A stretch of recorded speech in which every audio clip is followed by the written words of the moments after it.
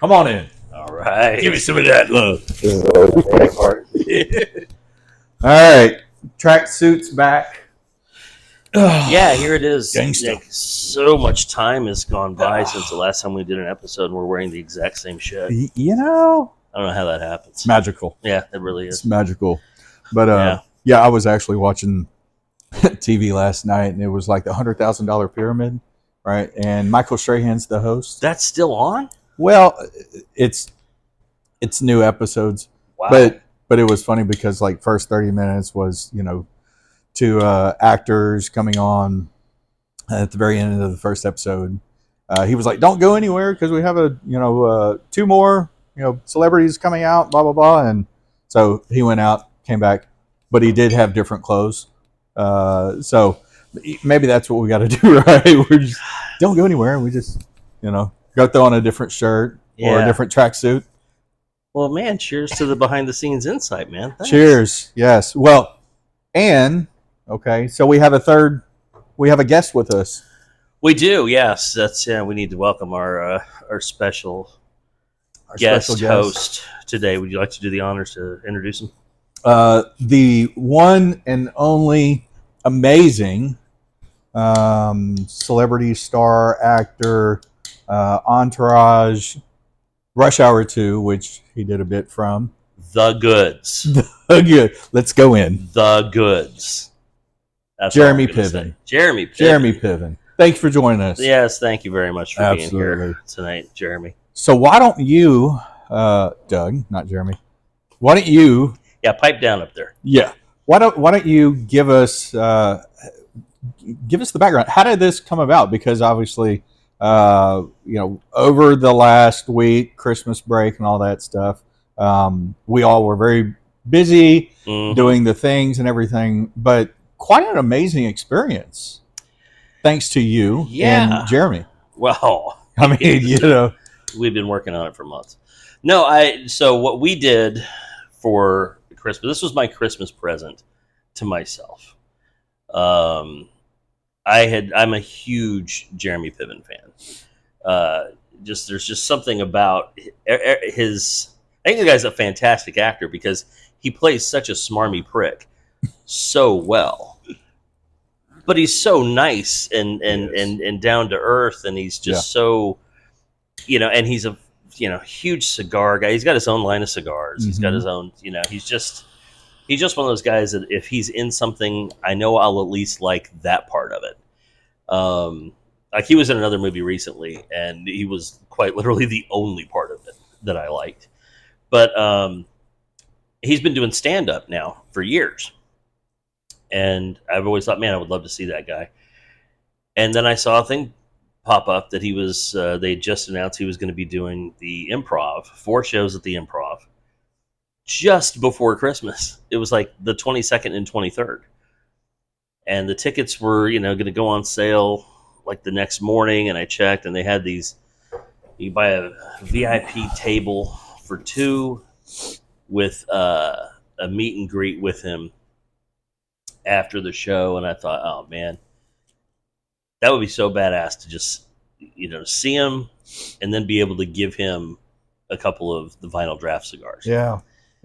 And so I bought the tickets. You were, it was funny, I talked to my son Alex about it, and he was like, who? You sometimes forget. It's like, dude, come on. So sorry, Control want to do this. Hell yes. And so we went, and I knew I was going to go back and meet him. So I thought, well, what would I get signed? I knew he had been on the cover of Cigar Aficionado magazine, so I back ordered that and took it and got him to sign it, and it hangs here in the lounge. Yeah, it's gold. Where it should. It's already gold. It's gold. Yeah, and so we got to go back and chat with him for a little bit, and look what you got. So I'm thankful to you for having this. I could not find mine. Sorry, Jeremy, but I do have one. But so you allowed me to take this and have him autograph it, which he put his initials. This movie is so important to me because I was in college when this came out. Oh, so you were late. Oh, yeah. related to every bit of it, ahead of its time. Ahead of its time. And I've actually seen an interview that Piven did on his own, I think it was his own podcast, Living with Piven. But he was talking about, no, it wasn't on that one. But anyway, he was doing a podcast talking about Jon Favreau and the people in the movie. But it was definitely ahead of its time. I mean, 30 years ago. Yeah. It's almost 30 years old. But Jeremy was awesome. Right? He was great. He was hilarious. It was very funny. It was a very funny show. It was great. But he sold out all 4 nights. Yeah. I mean, it was great. And then, and I know you noticed it, and I actually said it to him afterwards. I said, "Hey, listen." I said, "I realized every time you were talking about an old dude, you were pointing at me. I was your old dude in the crowd for the night, and I'm so cool with that." He was like, "Oh no, no, it was what it was. I'm cool with that." Yeah, but it was it was a great show. He was gracious and cool, and in a situation, because the thing you got to realize is he's got to do another show. Yeah, that night. So you sit there, hang on with the guy, blah blah blah. But shit, he's we handed him something. He wrote his name on it. We took a picture with him. Yeah. With Knuckles. Boom. Yeah. Just and on his way, and thanks for the fun show. It was a great night, and then just where we hit a Red Robin afterwards. Yeah. We hit up the Red Robin, which apparently offers like all you can eat French fries. And the funny thing is we still had like a considerable amount of French fries on both of our plates. And they're like, "Hey, can we bring you more fries? It's all you can eat." And we're like, "Shit, dude, I can even finish I'm not this." even done with these. Yeah. Yeah. I wouldn't say no to a tea to go, but yeah, which we did. Which we did. But we did get to go. It was a good fun night, and it was it was so much fun. Yeah. He had a very interesting story, very entertaining story about meeting. He said, "Don't ever meet your heroes." Yeah. Right. And he told this story about when he was filming Rush Hour 2. They were in the Versace store. Yeah. And which a lot of that scene was improv. Yeah, I didn't know that. Didn't know it, but it was funny because when he was actually doing that scene on stage, God, I was like verbatim in my head, the whole scene, because it absolutely is one of the funniest parts. But Mike Tyson, he's like, "Don't ever meet your heroes." And so he tells a story about Mike Tyson being in the store and him going up, and there was a guy on the set that was like, "I quit, I'm out," because they were telling him to tell Mike Tyson to leave, and Piven was like, "I got this. Hold my beer."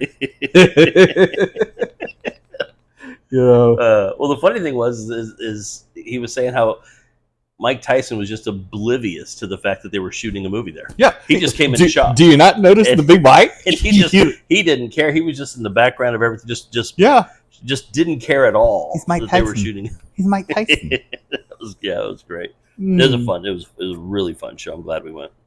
Fun show, yeah. So hopefully, you've posted a couple of things, tagged them in it. So hey, it would be fun to just get a little comment, a little reply out of them or something like that. But hey, where's the comment? Where's the shout out? Right. I would like to see him, compliment or critique the cigars. You gave him 2. Oh yeah, he did comment. I remember whenever he looked at it and he was like, "Oh, Stallone." Yeah. So he lit up too. First thing he went, "Cigars." Yeah. It's like, oh yeah. Yeah. Told him what they were, and he was it was very, very cool, and you got to appreciate the work ethic of a dude that clearly does not have to be doing this. Right. 2 days before Christmas, still out there, working, meeting fans, doing all that kind of stuff. It's like, good for you, man, because you got to figure that dude banked off Entourage. Oh yeah.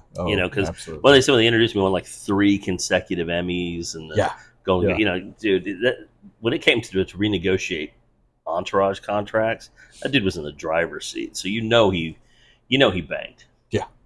But no, it was a great show, good times, and then we rolled into Christmas. Yeah. Which, tell me all about it. Yeah. Well, I remember when we were doing the other podcast right after Thanksgiving, in a comment that you had made about, maybe more along the lines of traditional, right? Mm.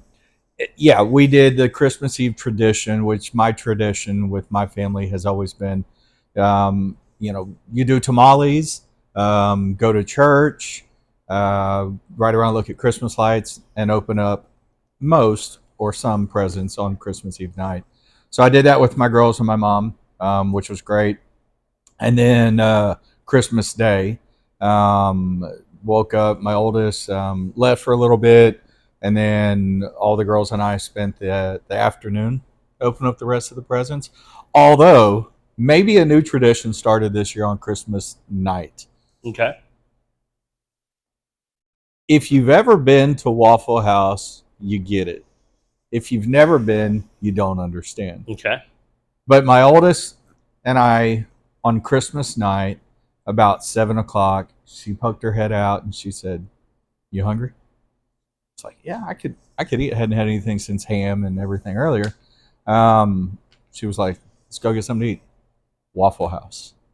So the two of us went to Waffle House Christmas night, and by gosh, it was one of the funnest experiences. Really? Because most people, yeah, they're doing all the traditional things and it's Christmas and everything.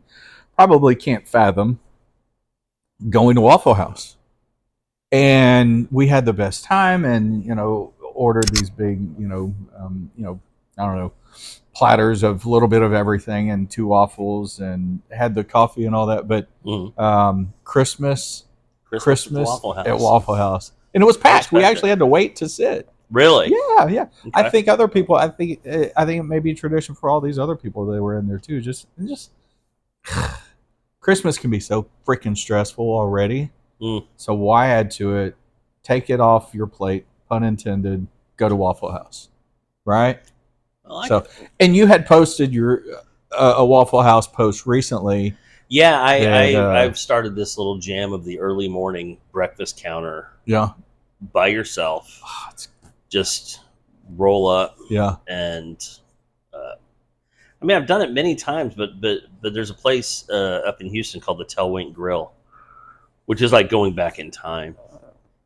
And there was I just thought, hell, I'm going to drive up there and just go have breakfast. And it was crowded. The counter was open. Yeah. Hey, at the counter, there was just, I don't know, man. I just felt like it was another time, and just sitting Maybe there, it and was it's like somewhere in time. Yeah, it was. Yeah. And so then I thought, man, I dig this. I got to find. So I think I posted, I was looking for all of them. Where are all the places in town that have this? And so, there's a Waffle House. There's a Pelican Grill. Yeah. Went over there and did that, and it's just, I don't know, just kind of became this thing. But no, I appreciate it.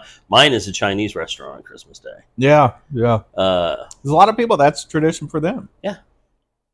It's. The Christmas Story. Hello. Yeah, there you go. They end up in Chinese, but yeah. But for me, this is the last two, I think.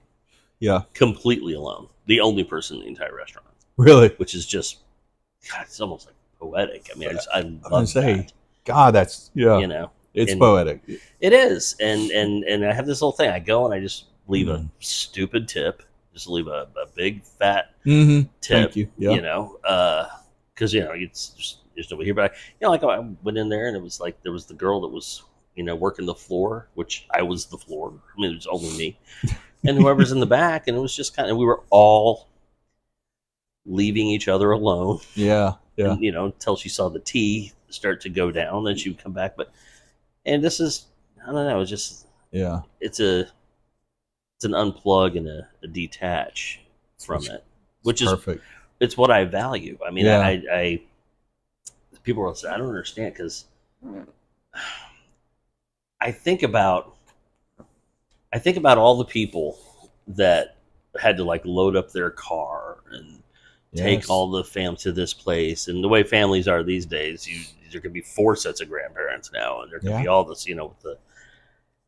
or the people that had everybody coming over, and there's all this food that's hours cooking it, and then plates everywhere, china or paper, flatware, plastic or silver. Just all this it's just everywhere, and the noise and the wrapping paper all over the floor and the boxes all over the, and I'm just sitting here kind of stirring my egg drop soup and just kind of going, Peace yeah, and I'm quiet. not doing any of this. Yeah. It's just, so it was yeah. just, I went to the movies in the morning. Yeah, what did you say? The Iron Claw. The Iron Claw. Yeah. The Iron Claw. And I am so of two minds on that thing. It was so well done. I mean, it was so well done. But it was, there's no joy in that movie. It's heavy from the get-go, especially if you know the story. Now, what was fascinating to me was the people that were sitting right next to me. They clearly did not know this story Really? at all, because every time there would be another kid die or another suicide or another whatever, they would gasp in shock. It would be like, oh, no. And I think, how did you not know this? This is why it's a movie. But it was, let me veer off a little bit. Not only that, I would just like to just put on the record that I would love to find whoever came up with the idea of serving popcorn in a movie, shoot him and punch him in his fucking face. It is, first of all, I don't like popcorn. It smells awful. It smells awful. It's like, let's get something that just smells like a bunch of cooked butter. And it's so damn loud. So I'm hearing this, this crunching, and the guy, and I'm not looking over at him, but his mouth has to be open.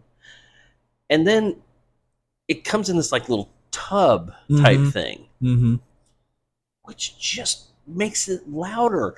But this guy was like, he was like stirring it in the tub, and at no point did that man's hands or jaw stop moving, because it was just, I mean, hours. Just like, I remember thinking to myself, is this guy got like a 5-gallon bucket Probably of popcorn, because it just wouldn't stop. So anyway, size of the barrel of popcorn, for God's sake. But no, I think the reason I'm there were parts of the movie that took me out of it was because, and they made the right move. They cast fantastic actors, despite physically not being what those guys actually were. You know too much. Yeah, because, as you know, my brother used to work for World Class Championship Wrestling. He was one of the security guys that would, escort them to the ring. And he was like a junior in high school and not that big. So it's like, really? Yeah. You're protecting these guys that are like 6'5", 6'7". What are you going to do? Right. But he always got to, he would work Monday night, Will Rogers Coliseum, and he was allowed to get one person in for free, and it was always me. He would always, cool. He'd come get his little brother, and I'd sit out there and watch everything. And, and then we go home. But I saw all those guys so many times. I was so close to them, just, because when I was a kid, but they were just like giants to me. And I just remember thinking, no, he was way taller than him. That's now, why is he tall? Now, he was the tallest by far. But then it was him, and he's like the shortest one. And so I kept doing that kind of stuff. Yeah. And it irritated me that they omitted one of the brothers. I think they just thought one more suicide would just be a bit too much. Yeah. It's like, really? It's so omitting the youngest brother who killed himself as well. But it was really, really a well done movie. Yeah. And I remember leaving it thinking, fantastic. I mean, really award level performances, but I thought, I never want to sit through that again. And then I remember thinking the next day, I don't want to see that again. It was just because I think because I couldn't detach myself from that's what happened. The whole, that wasn't really right. And there's a lot of things they get way wrong. Like they have, there's an accident that happens to one of them, and they have it happen like the night he becomes the world champion. It happened years after that. And so it was like, oh no, that didn't happen before. So it kind of sucks. I probably would have enjoyed it a little bit more had that not been such a big part of my childhood. Had you just been a fan, a 30,000 foot fan. rather than immersed Yeah. as much as you were. My mom was like that with Elvis. Oh, Growing up in Memphis, seeing him driving down Poplar, yeah. he lived on before Graceland, he lived on Audubon Lane. But yeah, after I saw Elvis, and I was like, oh my god, this is great. I loved it. But my mom kind of did the same thing because I Yeah. called her and I said, you got to go see this movie. It's great. They great depiction, great acting. She saw it and was very much the critic of, well, this wasn't right. In the apartment complex, there was a scene from the movie Elvis where he was living in an apartment complex, and my grandfather lived there too at the same time, and so there were parts of that she was like, that wasn't true. It wasn't just an apartment complex of blacks. We lived there too, and so knowing too much, you weren't able Yeah. to enjoy it. But it sounds like you still enjoyed the story or the It's a acting. hard story to tell, though. Yeah, And it's the kind of story that if you didn't know anything about it, you would think, and you didn't know it was a true story, you'd be like, oh, these guys went too far. yeah. It's no longer believable. No family can have that much stuff happen. But it's like, no, actually, it was worse. It was worse. They lightened it up Yeah. for the Yeah. movie, but it was. Yeah. But are you talking about that Baz Luhrmann Elvis movie? No. I'm talking about the one that came out this year, or Baz Luhrmann. I don't know. Maybe he was a producer or director or something. Yeah, it was the one with Austin Butler. Yes. Oh, I hated the fucking movie. Yeah. You're probably like my mom. Nah, You I were don't part think it of was really- the record industry and all that, so maybe Well, yeah, you know but too much. I was. What was I when he died? 8, maybe. I mean, so I don't. And my mom loved him. I just thought it was an awful movie. I shot my TV. Yeah. Well, No, but it's no. I just didn't The- enjoy it. I just thought Yeah. it was like. But I don't there really are care for any of truths that, to guys. the story that have Oh. never been told. Yeah. And I think, again, if you just watch it just to be entertained and detach the personal, sometimes some of that personal, well, that's not right. Well, that's not, oh, he was 5'9", he wasn't 6'5". If you detach That's some a of pretty big swing, though. I understand. The apartment analogy, things like that. I mean, but yeah. So, do you mind if I ask about another movie? Sure, Did you see Leave the World Behind? I did. Really, really liked it. Really liked the ending, which I know everybody hates, but the ending just made me go, "Yep, Okay. that's it." So, for anybody who has seen it, Hmm. I'm really curious what your opinion is. Not yours, but anyone, what their opinion is of the ending. For those who haven't seen it, when you see the ending, what do you think? How do you feel Yeah. that? Because my impression of the ending was like 98% of the movie was great. I loved it. The ending, I didn't like. Okay. However, the movie has so much symbolism.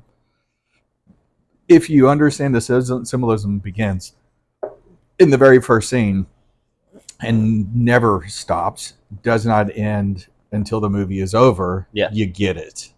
You get it, right? You get the song, you get there's some nuggets actually on the color of the box you'll see in that video. Okay. But yeah, you'll get it. And to the actor, because I don't want to be a spoiler on Yeah. it, but to the actor who was in that very last scene and everything, you brought up a lot of the personal kind of symbolisms of what she was dealing with. But intriguing movie. There's a not part 2, not necessarily a sequel, but there's a follow up. Oh, is there really? Yes. Okay. Yes. It's called Civil War. It's coming out March, April, May. It's coming out. I think I Next saw a year. trailer for that when I saw Iron Claw. Okay. So Yeah. Civil War is a follow up to this. Oh, okay. Different executive directors. The Obamas were executive directors on this one, but when you see this movie, understand that there's more to come. Okay. Okay, so you'll have to watch the trailer on Civil War. Yeah, I'll have to watch it again with that in mind. I just and you'll understand what Kevin Bacon and all of them were talking about. Yeah, because that is part 2. Yeah. And the thing is, and again, without giving, if you're watching the movie, in any other movie, the character Kevin Bacon plays, you'd be going, "What an idiot! What an absolute dolt!" Yes. And then, but in this one, you're like, he's probably the most insightful one. Yeah. Of any of them. Yeah. But it just, to me, I think the movie was sort of giving people a warning not to surrender too much. And the ending to me was like, see what happens when you surrender too much, and see what happens to the person that kind of doesn't. Right. And it left you with that. And for me, the ending was so. And I'll admit, the first 2/3 of this, I didn't know what the hell was going on. I was like, what is this? Right. But I was going to we'll ride this thing out and see where it goes. And then I start to get where, okay, I think I see what this thing's trying to say. And then at the very end, it was like, that's what it's trying to say. Right there. And so I thought it was kind of cool because they're kind of leading you to the water a little bit. And then at the end, like the last moment, they just grab you by the hair and just dunk your head in it. And it's like, That's right. There's your lesson. Wham. And it's like, it's exposing the vulnerabilities. Yeah. Right. Like, because you've given in to the technology, and we're so dependent on so many things that really we're not in control of anymore. To the scene with the Teslas, I mean, self-driving vehicles, right? Yeah. I mean, there are so many stories in the movie about our vulnerabilities as society. I mean, what if every Tesla that was on the road right now decided to crash? Yep. So this isn't funny, but there was on the news this morning, there was a Tesla that crashed into a house. Oh, really? I thought these cars were so damn smart that they won't wreck. But there was on the news this morning, it was a Tesla that wrecked into a house. So yeah, what if all of these vulnerabilities, everything that we have just let Jesus take the wheel. I'm sorry, but it's not Jesus behind that. Yeah.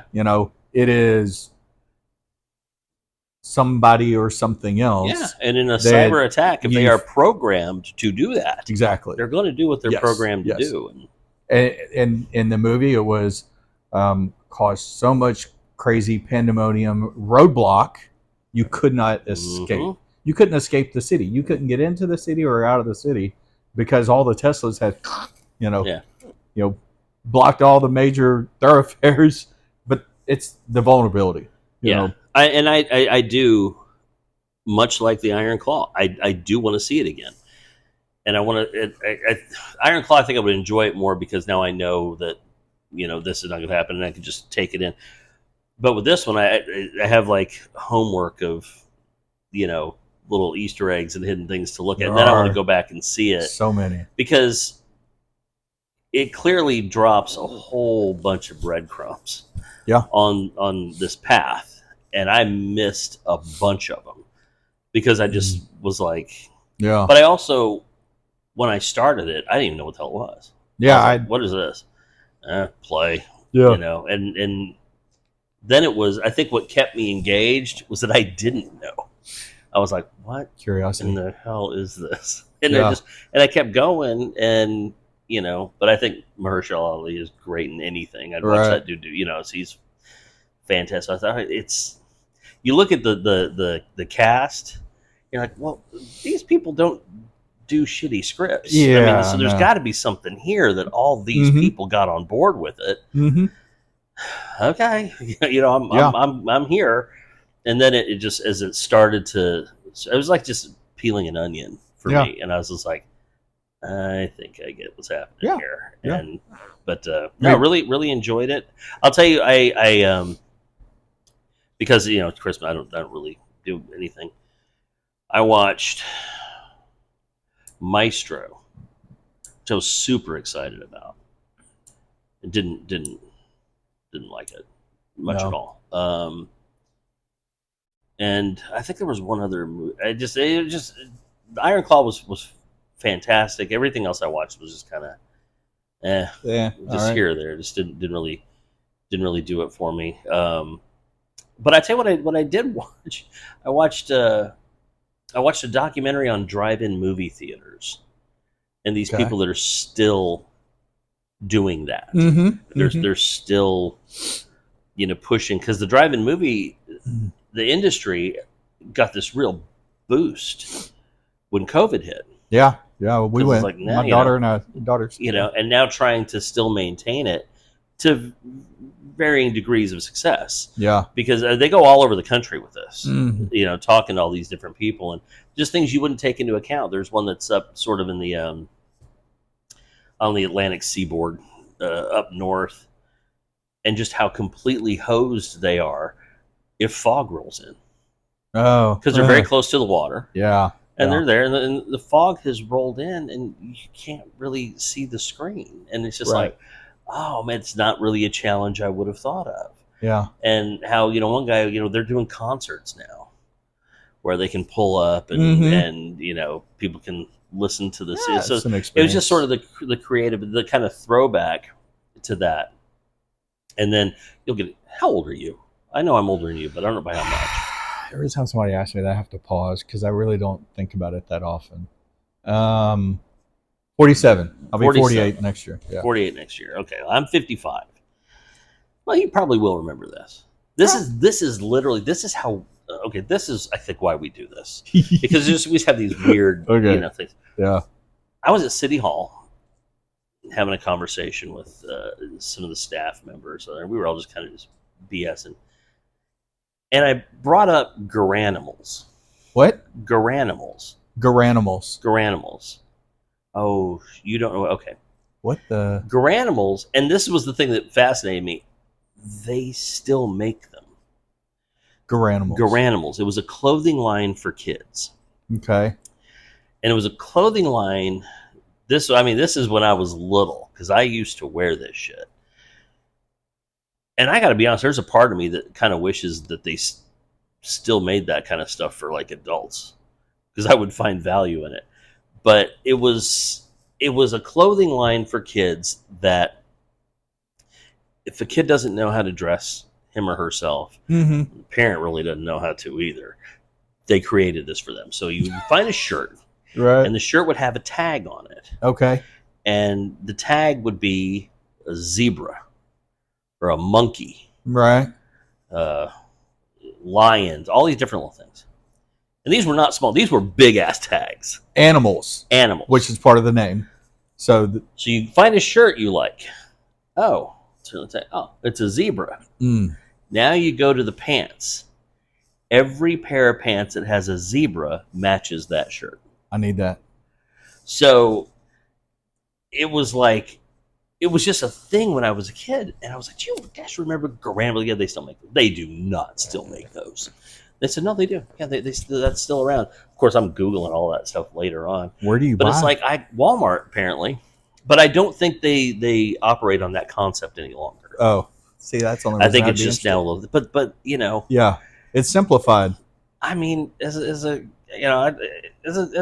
grown man, I'd be like, grab a shirt. Was it a tiger? Go find a tiger. Yeah. You don't have to worry about it. Just kind of go. Yeah. But it was, and I was talking about that, and I was like, it sent